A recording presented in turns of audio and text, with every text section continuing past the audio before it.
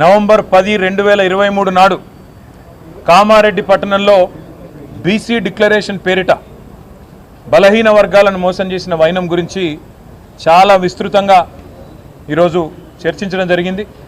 దాదాపుగా 20-25 మంది తమ తమ అభిప్రాయాలను పూర్తి స్థాయిలో మరి వివరంగా చెప్పడం కూడా జరిగింది.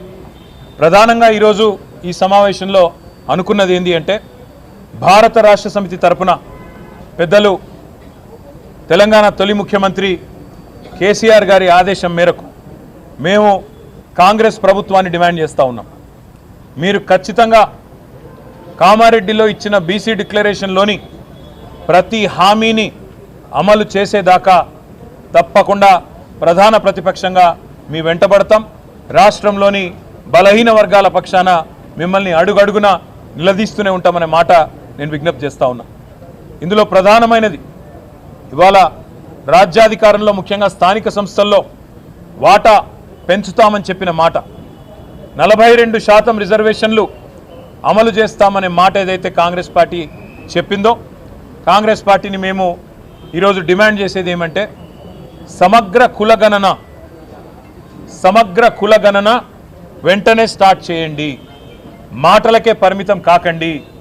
సమగ్ర కులగణన వెంటనే ప్రారంభించి మరి 42% రిజర్వేషన్ల అమలును కూడా చట్టబద్ధం చేయాలని, నవంబర్ 10 లోపల ఈ ప్రక్రియ పూర్తి చేయాలని చెప్పి మేము డిమాండ్ చేస్తూ ఉన్నాం.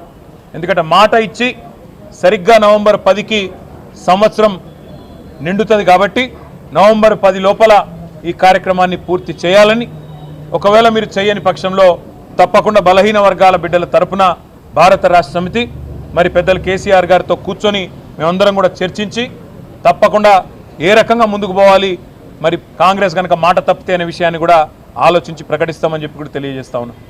దాంతోపాటు కాంగ్రెస్ పార్టీ ఆనాడు ఇచ్చిన మాట, 1,00,000 కోట్ల బడ్జెట్ పెడతాం బీసీలకు అని చెప్పిన మాట మొదటి సంవత్సరంలో తప్పారు. కేవలం 8,000 కోట్లకు మాత్రమే పరిమితమైనారు.